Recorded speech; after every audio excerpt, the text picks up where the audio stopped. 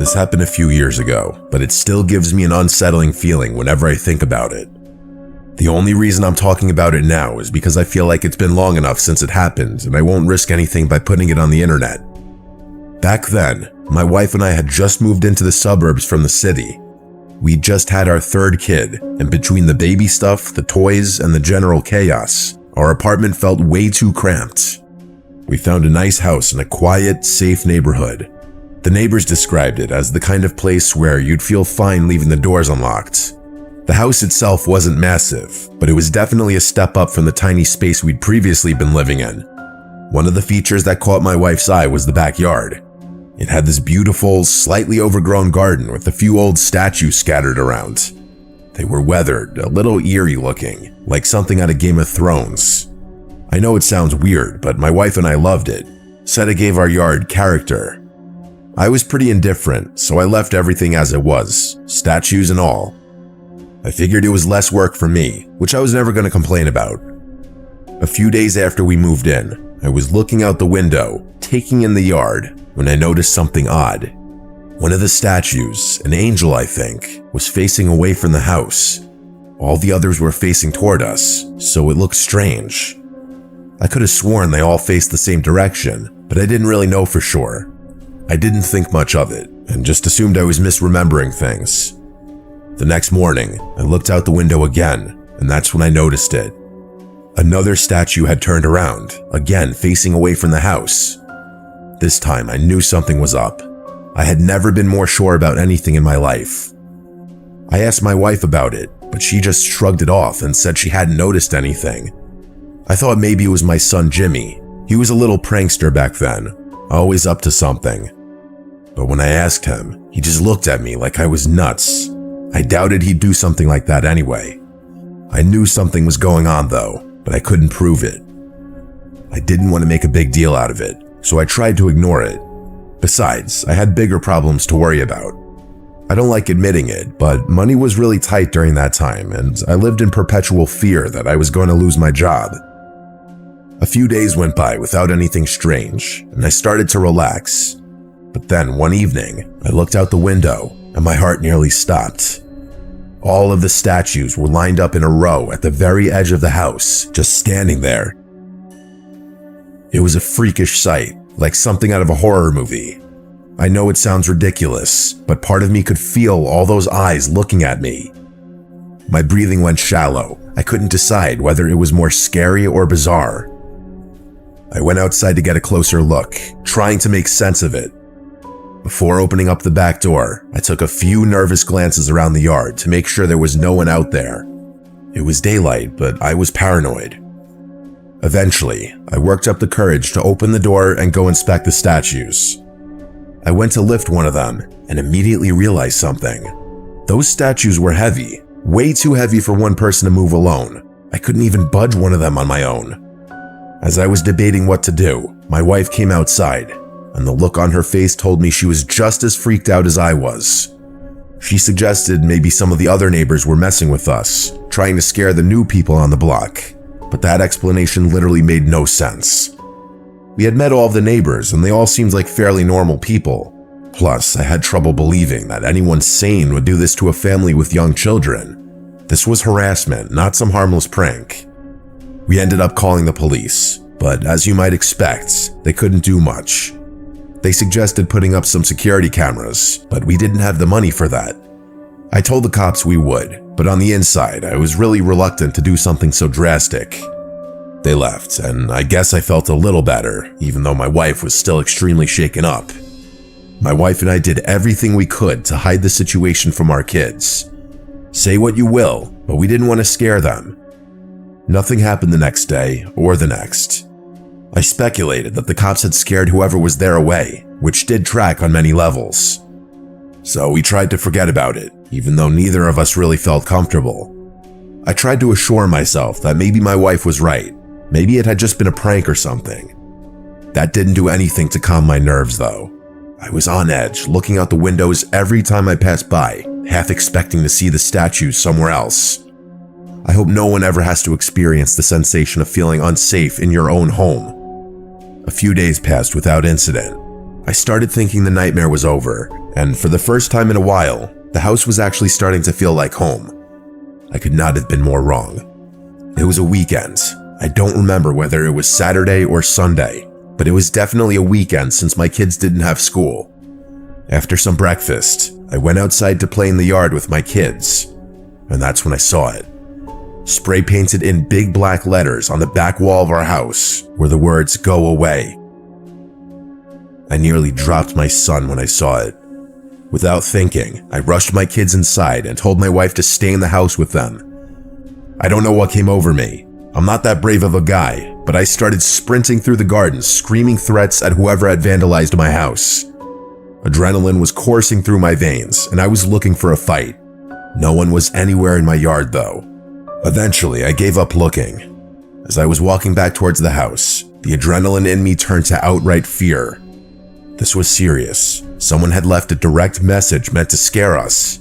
They could have meant us harm, and I knew the situation was only going to escalate from there. The police came again and took down another report, but without any leads, there wasn't much they could do.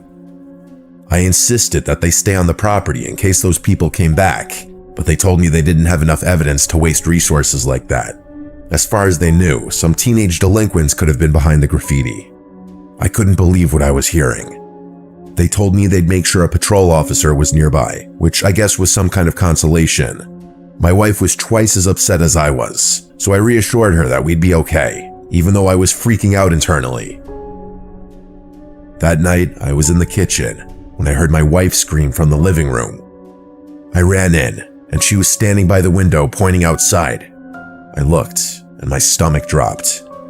There were 5 people standing in our backyard, each of them wearing white face coverings. They were dancing around in this strange, jerky way, almost like puppets. We just stood there, watching them, too shocked to move. It was terrifying. I don't know what they were trying to accomplish, but it was the most disturbing thing I'd ever seen. I snapped out of my haze and grabbed the biggest kitchen knife we had. I basically screamed at my wife to call the police, and while she was doing that, I ran out the back door with a knife in my hand. I screamed like a clinically insane person and took one step toward them before instantly regretting it. There were 5 of them and 1 of me. They could have been armed. Before anything else could happen, I turned and ran back inside the house like a coward. The knife must have scared them though, because they stopped dancing and ran into the garden, out of sight. I told my wife to run upstairs, find the kids, and hide, and I guarded the back door in case they tried to break in. By the time the police arrived, those people were gone. The police did a thorough search but couldn't find any trace of them. That was the last straw. I didn't care about the cost. I bought and installed security cameras the next day. My wife was hysterical for weeks after that, begging me to let us move somewhere else. I told her that if one more thing happens, that we would, but that we'd probably be screwing ourselves financially if it came to that. Luckily, the cameras must have done the trick, because those people never returned, and we never had another incident occur on the property. The scariest thing, though, is that we still live in the same house and never got an explanation for what happened.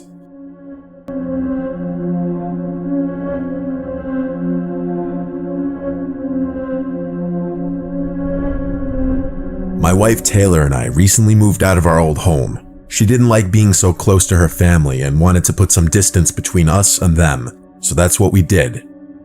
We don't have kids, and she stopped working ages ago, so she was relatively amenable to my suggestions about where to move. I'm an electrician, so bouncing around isn't much of a problem for me.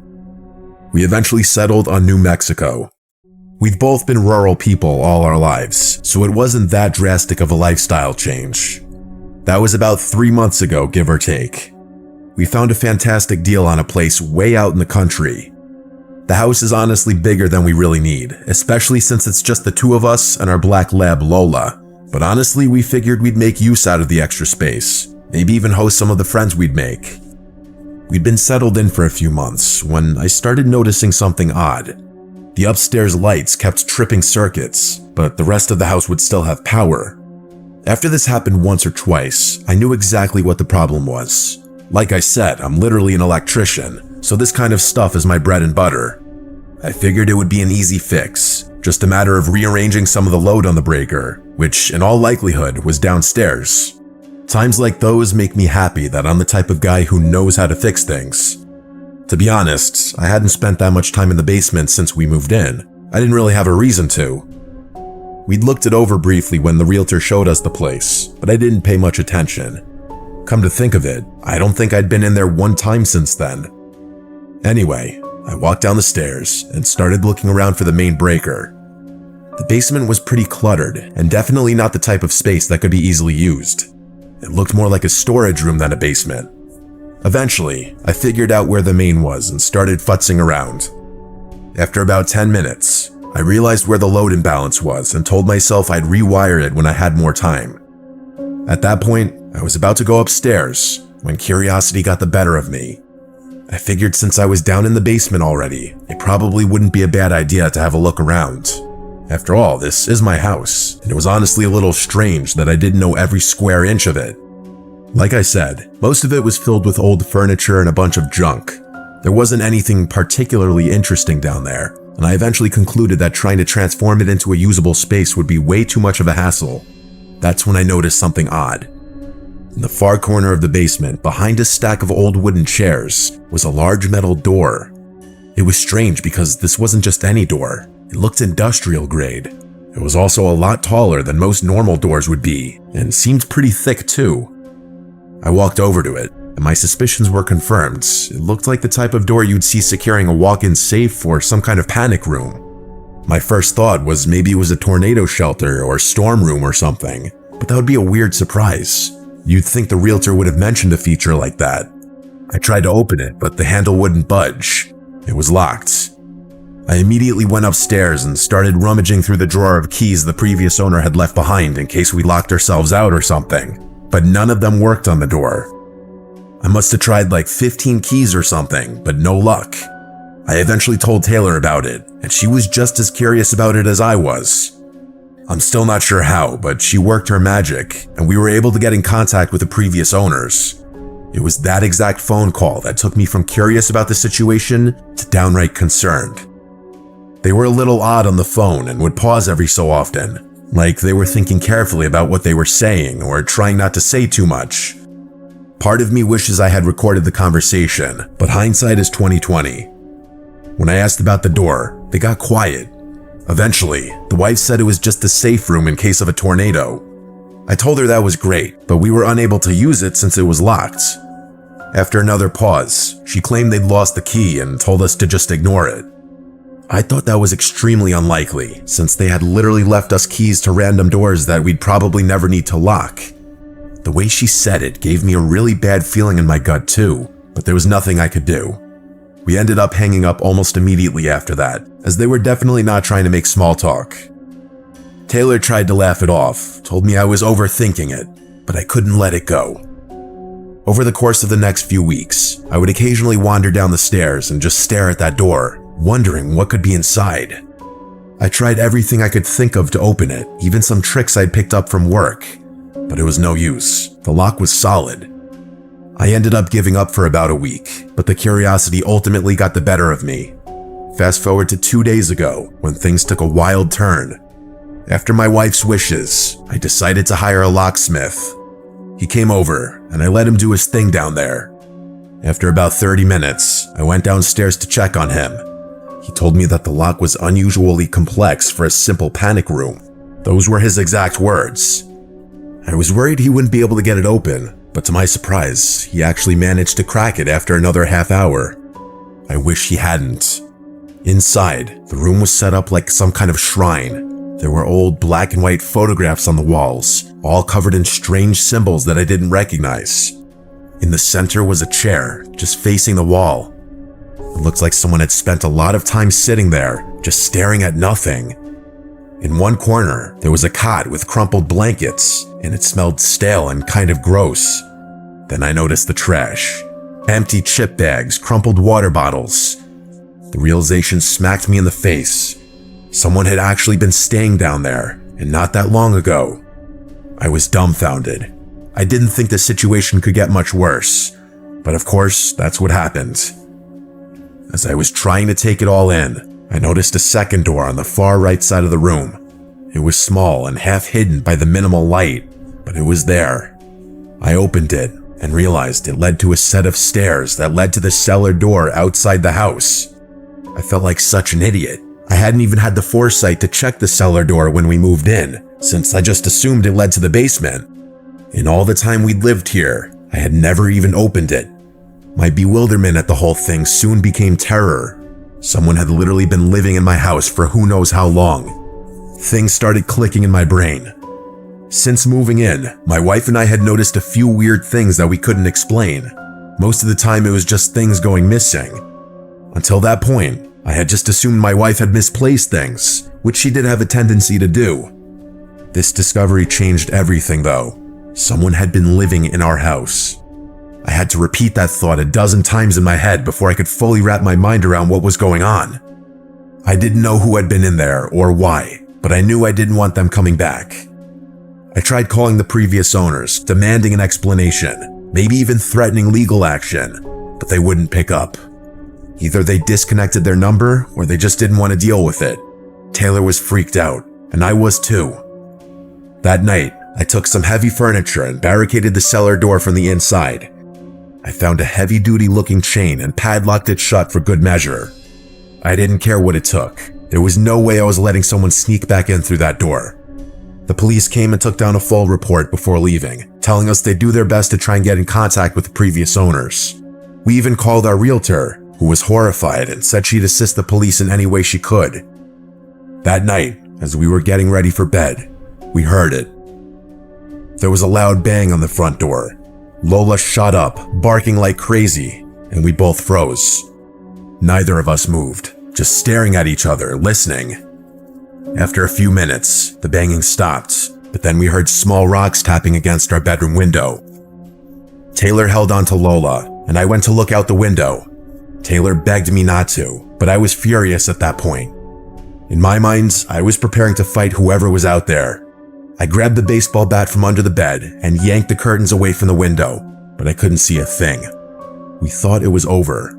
Taylor wanted me to call the police, but there was a little part of me that wanted to handle this myself. I knew the police would scare them away and call it pettiness, but I wanted to make sure whoever was out there got caught. I told her if one more thing happened, I'd call. But then from downstairs, I heard the sound of glass shattering.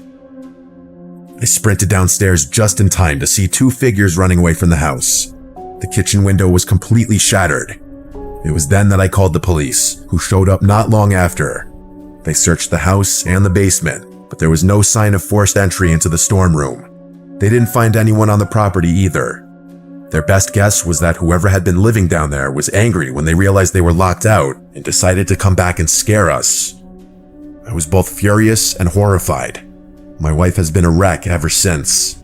The police escalated the situation since an actual crime happened and said they're working on tracking down the previous owners, but that it could take a few days.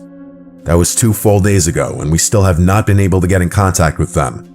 I think the police scared away those squatters though, at least for now, as they haven't been back to our house since.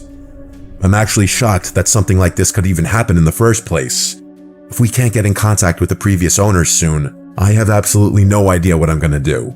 I'm fully prepared to defend myself, but I hope it doesn't come to that.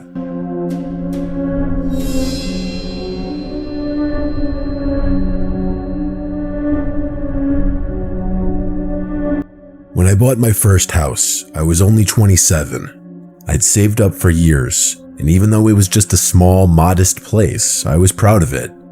Moving in though, that took some adjustment. I'd lived with my parents my whole life, along with 3 siblings and 2 dogs. The house was loud, always buzzing with life. But this was quiet. Really quiet.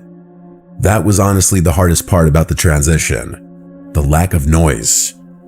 Living alone felt strange, and at first, I wasn't sure I'd ever get used to it. I'm sure anyone who's gone from living with family to living alone knows what I'm talking about. One thing I loved about the house was the tiny balcony on the 2nd floor. Don't get the wrong impression. I don't even know if I can really even call it a balcony. It was barely big enough to stand on, and I couldn't even fit a chair out there. Regardless, I go out there most nights after work to take a break and clear my head. I smoked pretty often, but I hated the smell, so smoking inside wasn't an option for me. The balcony was twice as beneficial for that exact reason. I didn't even have to go outside or leave the comfort of my own home just to smoke. It felt like a luxury. I'll describe the layout of the property so what I'm about to tell you makes sense. The block I lived on was pretty standard, with houses adjacent to each other all the way down. The street behind mine was exactly the same, meaning everyone's house would be sharing a backyard if it weren't for the 10-foot-tall fences designating the property lines. From my balcony, I could see over my backyard neighbor's fence and into his yard. You could see the whole place, really. After a few weeks, I realized I'd met almost all the neighbors except him. Come to think of it, I don't think I had ever seen him, let alone have a conversation with him. The guy never waved and never came over. I never saw him in the yard or at the bedroom window. Nothing. It was like he didn't exist. If it weren't for the occasional bedroom light on at night, I would have assumed the place was deserted. I guessed that there was an old person living there since the grass looked like it hadn't been cut in years, and I never heard any sounds from their yard. After another week, curiosity got the better of me, and I decided to go introduce myself and at least put a face to the name. One Saturday, I walked around the block to his place, expecting to knock on the door and maybe make some small talk. But the house looked rough. Rough was an understatement. It looked completely untouched. The yard was a mess, overgrown with weeds, and the whole place looked like it had been ignored for years. The paint was chipping, some of the siding had been scratched off, and the walkway was stained. The doorbell was broken, so I gave a few loud knocks and waited. Nothing. I felt awkward standing there and started to wonder if maybe the place really was vacant. But then I saw a slight movement behind the window shade. Just a flicker, like someone was peeking out. That was enough for me. Someone was in there, spying on me, but wouldn't open the door for some reason. I turned to leave, when all of a sudden, the door flew open, slamming against the wall like someone had ripped it open in a violent rage. I jumped back, totally thrown off. I whipped around and found myself face to face with an elderly Asian woman standing in the doorway, staring at me. She was short, with gray hair pulled back in a tight bun. Her skin was wrinkled, but somehow tense, like she was flexing her face muscles, if that even makes sense. Her eyes were wide, unsettlingly wide. I can't even lie, I was pretty freaked out just looking at her. There was something off about her, like it looked like she was on something. She didn't say a word, just stared with no expression on her face. Eventually, I cleared my throat and introduced myself as her new neighbor. After a few seconds, she said her name was Priscilla and gave me a half smile. And that was it. She didn't even ask my name, she just stood there watching me. I nodded and turned away, not knowing what to say. I left feeling more unnerved than I wanted to admit. I never heard the door close behind me, but I didn't want to turn around and get caught looking. Later that night, I went out to my balcony like usual, trying to forget about the strange interaction. At that point, I had no idea of the ordeal that I had just gotten myself into. When I glanced over the railing, there she was, that crazy-looking lady from earlier, standing dead center in her yard, looking straight up at my house. She didn't move, didn't call out, just stood there staring. It was one of those moments where you wonder if you're actually seeing what you think you're seeing. I didn't know if I should say something, wave, or pretend like I hadn't noticed her. It was one of the freakiest things I'd ever seen, and I didn't know how to handle it.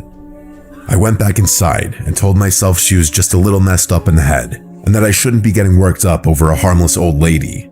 But it didn't stop there.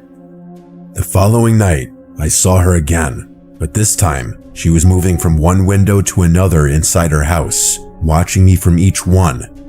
Although I pretended not to notice her, part of me felt like she knew that I knew she was watching. I was hoping she'd stop, but she didn't. She was still looking at me when I finished smoking and turned to go inside. Out of curiosity, I peeked out one of my windows about 20 minutes later to see if she was still looking at my house. To my horror, she actually was. I called my dad, and he told me that she probably had dementia or something, and that she was most likely just lonely or confused. He told me that I should actually feel bad for her. It was kind of hard to feel bad for someone who was borderline stalking me, but my dad calmed my nerves and assured me that she was harmless. A few nights passed without anything weird happening. I didn't see her in her yard or at any of her windows. I thought maybe my dad had been right and was starting to feel glad that I hadn't done something drastic. That is, until one morning when I found a woman's sock on my side of the fence, just sitting in my yard. I stared at it, feeling a chill run through me. This wasn't just her strange behavior anymore. She'd been on my property. I didn't know what to do. I didn't want to confront her, but I was starting to feel like I couldn't ignore it either. I should have called the police right there, but I didn't because I didn't want to create issues with a neighbor. That night, as I was laying in bed, the doorbell started ringing.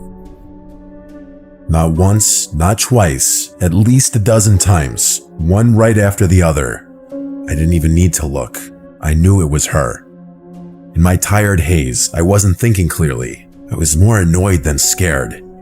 I got up, threw on a shirt, and went to the door, telling myself I'd just ask her to leave me alone. I told myself that I'd been putting this off for long enough, and it was about time I dealt with it. I have no idea why I wasn't scared in that moment.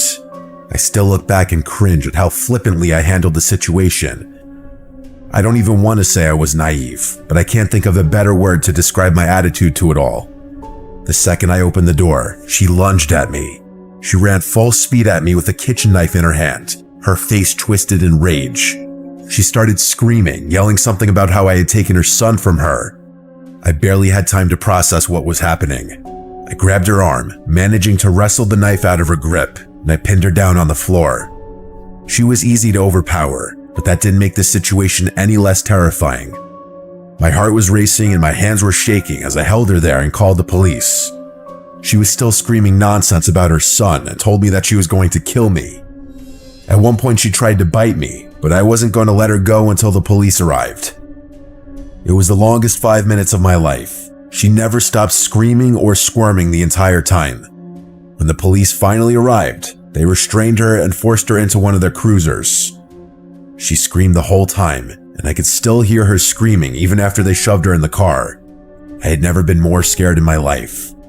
The police made sure I was okay and told me she'd be sent to some kind of psychiatric facility. I never saw her again after that. This incident still weighs pretty heavily on my mind and has definitely made me a more paranoid and cautious person. I ended up moving out not even a year later.